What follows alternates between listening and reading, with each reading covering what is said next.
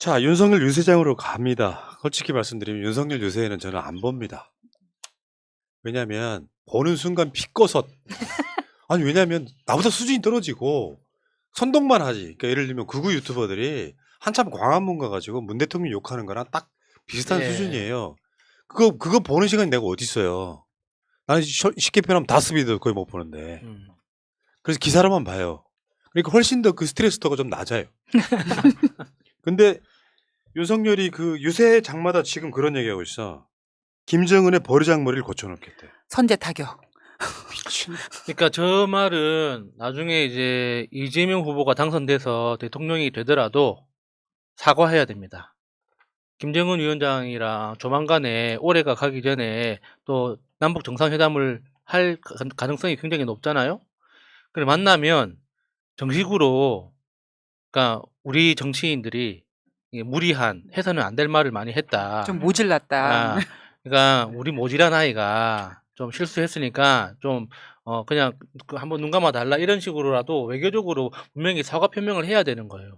그걸 누가 했든지 간에. 근데 그동안 우리 뭐 대통령 후보나 이런 사람들이 이렇게 대놓고 이렇게 얘기한 적은 없었죠? 그러니까 예전에 일본에 대해서 김영삼 대통령이 그렇죠. 버르장머리를 고쳐놔야 된다는 그런 표현을 했지만 북한이 그러니까 일본이 외의 나라에 대해서는 그렇게 한 적은 없어요. 근데 일본에 대해서는 왜 그렇게 했는지 우리는 앞뒤 맥락은 몰라도 이해는 되잖아요.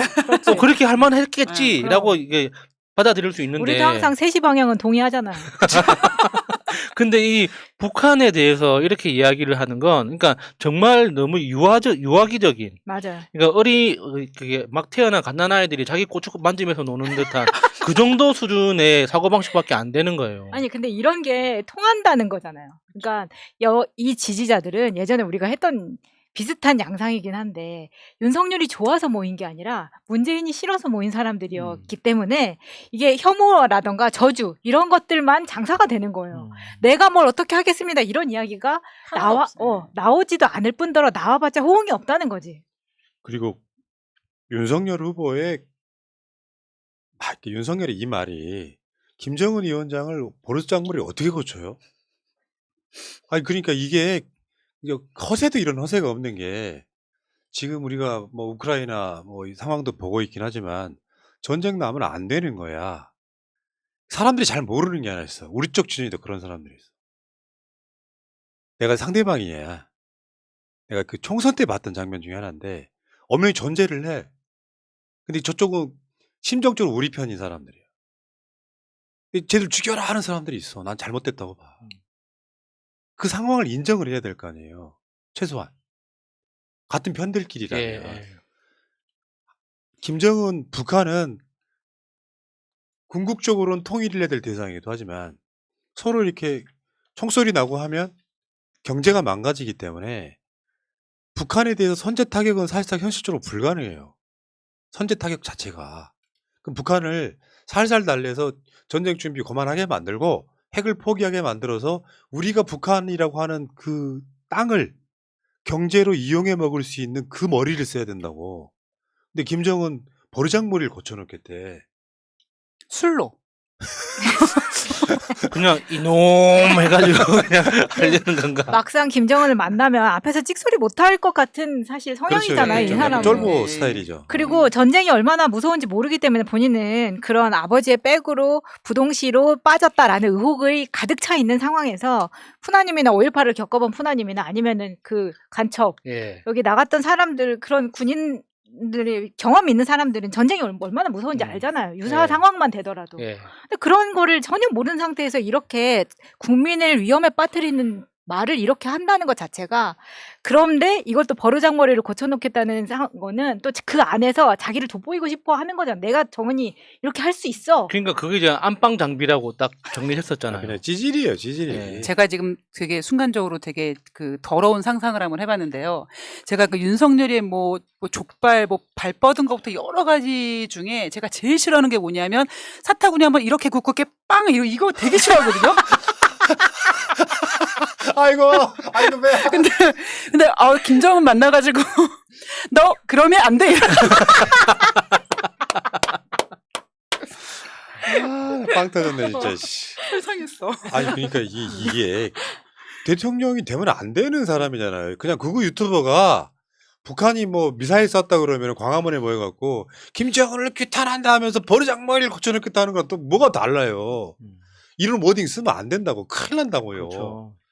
그리고 어쨌건 간에 그 부동시 이거 의혹이 아니에요. 지금 우리가 그런 말 쓸 때가 아니야. 왜냐하면 군대 면제 받을 때 서로 시력 차이가 0.7이야. 근데 검사 임용하고 재임용 받을 때 시력 차이는 0.2, 0.3. 사실상 정상이었다고. 그러다가 검찰총장 됐을 때 0.8로인가 벌어져. 눈이 좋아했다 나빠했다는 건 불가능하다고 말했잖아. 이 자체는 그냥 확정된 사실이에요. 어찌 됐건 간에 시력이 갑자기 예를 들면 0.1 정도 되던 눈이 어떤 특정 시점에 0.4, 5, 6으로 좋아지거나 이런 건 불가능하잖아. 예. 있을 수 없는 일이잖아요. 예. 그런 놈이 자기는 군대 가서 솔직히 말해 총 한 번 안 써본 놈이 김정은 버르장머리를 어떻게 고치냐고요. 그러니까 외교라는 그 개념 자체가 전혀 없다는 거죠. 북한이 궁극적으로 원하는 건 그러니까 시장 경제 국가로 그 편입하고 싶은 거잖아요. 그러니까 무역을 통해서 한국처럼 이렇게 성장하고 경제적으로 성장하고 싶은 게 궁극적인 목적인데 그 목적을 달성하기 위한 수단으로서 그러니까 미사일 개발을 통해서 미국하고 협상을 하고 싶은 거잖아요. 근데 이런 식으로 그러니까 더 적대적으로 나가기 시작하면은 결국에는 북한을 우리는 그 이웃 나라하고 계속 영원히 싸워야 되는 겁니까? 그 말이 안 되는 소리죠. 그러던 놈이 이북에서 미사일을 9번 쏘는데도 도발이란 말을 한 번 못하는 정권 아닌가 이렇게. 그건 도발이 아니니까. 어? 윤석열 군대 안 갔다 와서 그런 거야. 국가적으로 자기 나라가 자기 무기 개발해서 시험 발사한다는데 그걸 누가 말립니까 그거를? 그거 한국도 하거든요. 그러니까 한국은 미사일 시험 발사 안 해보고 우리 미사일이 성능이 좋아라고 어떻게 해. 우리는 시험 발사할 때마다 뉴스를 안 내보내니까 모르지. 아니 선제 타격하려면 테스트 해봐야 될 거 아니에요. 우리는 그 3시 방향으로 하잖아요. 그러니까. 자 그리고 그러니까 도발이라고 할 정도면은 북한이 우리한테 쏘는 경우 있었잖아. 네. 연평도. 그리고 연평도 네. 포격 같은 거 이거 뭐 보온 상수가 이거 포탄이었던 게 보온병이었고 막 이런 딱 그 상황이 전 벌어지는 거라고 보고 문제는 실제로 근데 뭐 코로나 이야기하면서도 공공병원 의료 인력 확충 이런 거는 공약이 아예 없어요. 그러니까 난 진짜 윤석열 캠프 이렇게 공약집 보면서 정말 화가 났던 게 통째로 300페이지가 넘거든요. 공약집이 330페이지인가 40페이지, 300페이지가 넘는데 통째로 그림 파일입니다. 검색이 안 돼. 이건 다 PDF 파일로 올려놓잖아요. 그러니까 그게 뭐 예를 들어서 공공병원, 뭐 병원, 무슨 뭐 무상 의료 뭐 이런 거 이렇게 검색해서 찾아봐야 될 거 아닙니까? 근데 다 그림이야.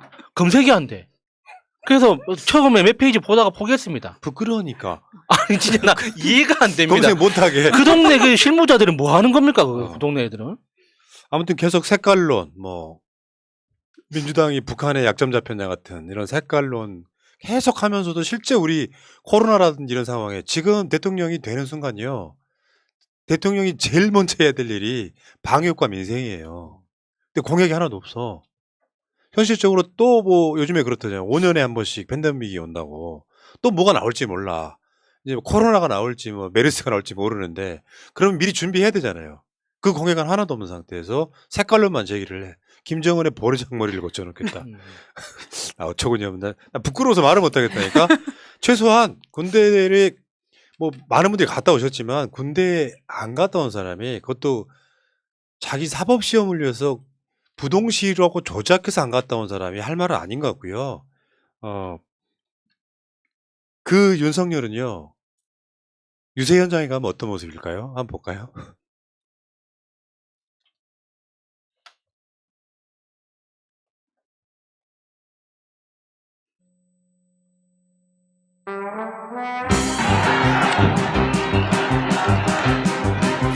거기 마이크 켜놨어?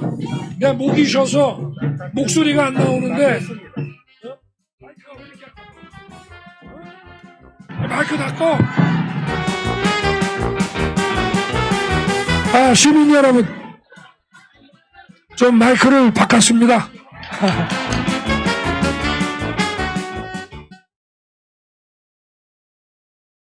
하나 더 있어요.